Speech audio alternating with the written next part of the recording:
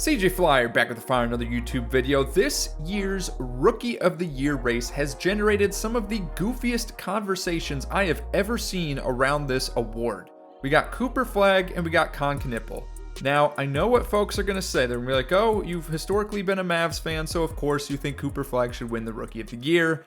And I could see where someone from the outside might see that there's some bias there, but let's just break down the numbers and talk about this narrative that's been going on. First of all, I want to emphasize both players are incredibly good considering it is their rookie season. They're probably going to both end up being phenomenal NBA players, but Cooper Flagg is clearly the better rookie and the choice for Rookie of the Year.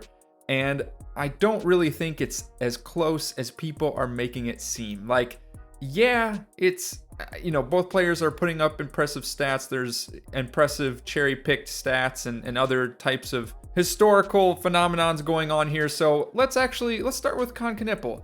18.5 points per game, 5 rebounds per game, 3 assists per game, and he's played 81 of the 82 games this season.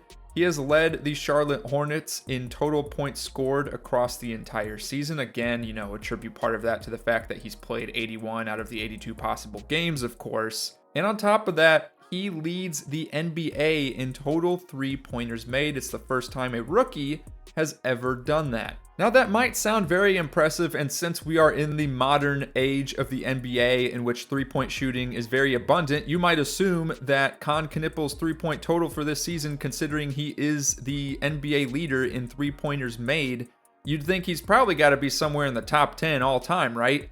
Wrong. Actually, he's not even in the top 20. He is tied for 22nd with 273 threes made in the season.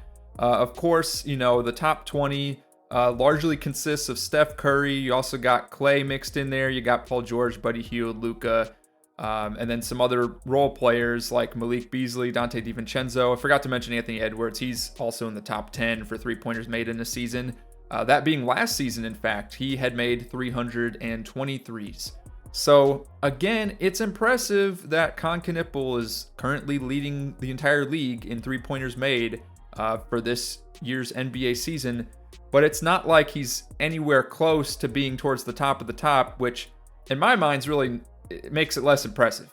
I mean, Curry's been out for a handful of games. Luka, only played 64 games. Some of these players that you would expect to be towards the top, they've had injury woes or what have you.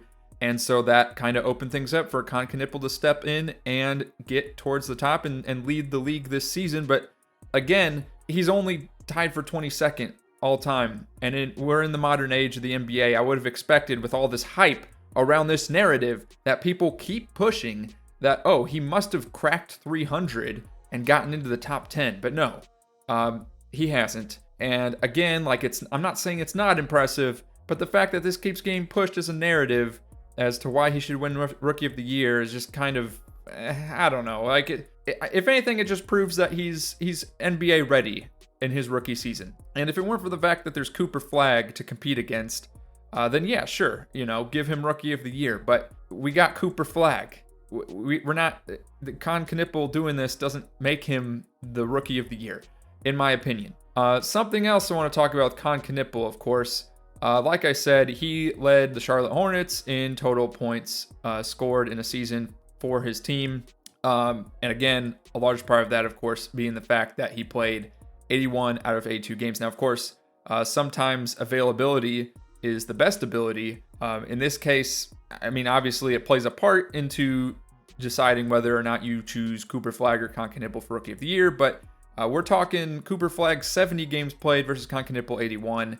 70 still a good, healthy amount of games played, so I don't really feel like that gives Con Knipple that much of an upper edge, per se. Now, another argument I've seen be made in favor of Con Knipple is the fact that, of course, his team, the Charlotte Hornets, won 44 games out of the 82 possible games this season. Meanwhile, Cooper Flagg and the Dallas Mavericks only won 26 games. They are, of course, a quote-unquote tanking team.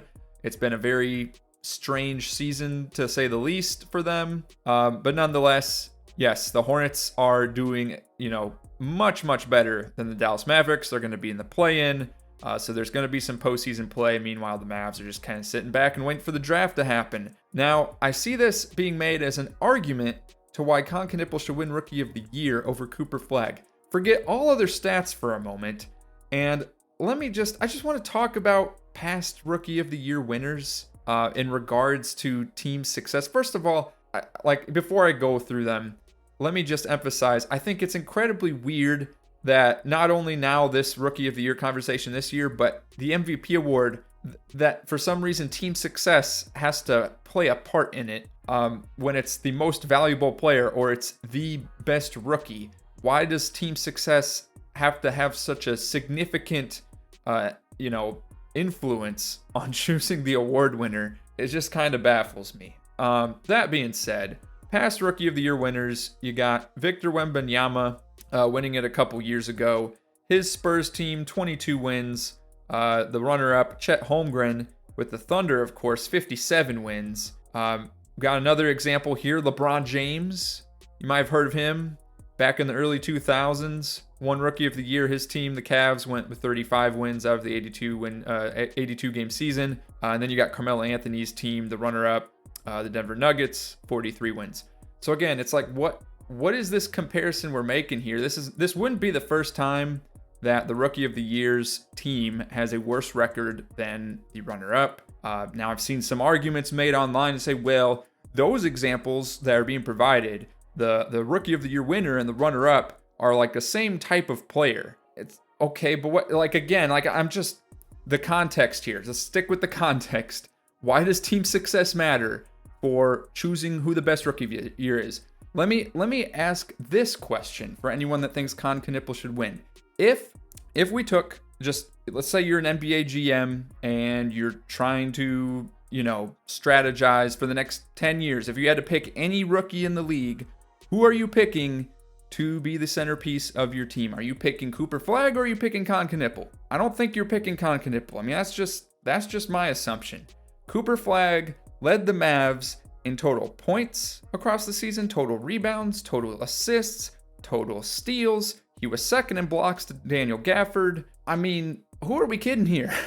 And if we switched players on teams, like if we took Cooper Flagg and put him on the Hornets, if we took Con Knipple and put him on the Mavs, I don't think Con Knipple is doing anything close to what Cooper Flagg did on the Dallas Mavericks. Con Knipple, again, great shooter, but you also got to keep in mind, like the Hornets have a much better structured roster at the moment. The Mavs, of course, they had Anthony Davis for a few games, but he's very inconsistent in his availability. Kyrie's out the whole season. I mean, this Mavs roster is not built to be a play-in or a playoff team at the moment. Meanwhile, the Hornets got some pieces. They got LaMelo Ball. They got Brandon Miller. Do I need to say more? Cooper Flagg on this Hornets team, yeah, they'd still probably get 44 wins or whatever. Con Knipple on the Mavs probably would still get somewhere in the 20-something wins. So why does this team success, team record even matter for this award? It really doesn't. I don't know why it's in the conversation. And Cooper Flagg, if I had to pick between those two players as the centerpiece of my franchise moving forward amongst all the rookies this year, I'm picking Cooper Flagg. What are we doing? I feel like those two things alone, never mind the stats, which the per game stats, Cooper Flagg's got the better per game stats too, mind you. The only thing that Con Knipple is doing better is 3-point shooting. That's it. Why is this and he played 11 more games. Why is this even a conversation? It feels like the media just loves to just take a big dump on the Mavs. I mean, I don't blame them. The Mavs ownership has been questionable to say the least. Do I even need to go over why that is? But yeah, just thought I'd come back, spend a few months hiatus from talking on this channel about the NBA or the Mavs in general. Give me your arguments for Con Knipple. If you disagree with me, please let me know. I don't know. I'm just, quite truthfully, I just don't agree. I'm just baffled. But I would love to hear if there's any arguments that I haven't heard yet, that I haven't mentioned in this video, or if you got any counterpoints to what I've said, please let me know. Comment section down below. And moving forward, I think I'm going to talk more basketball.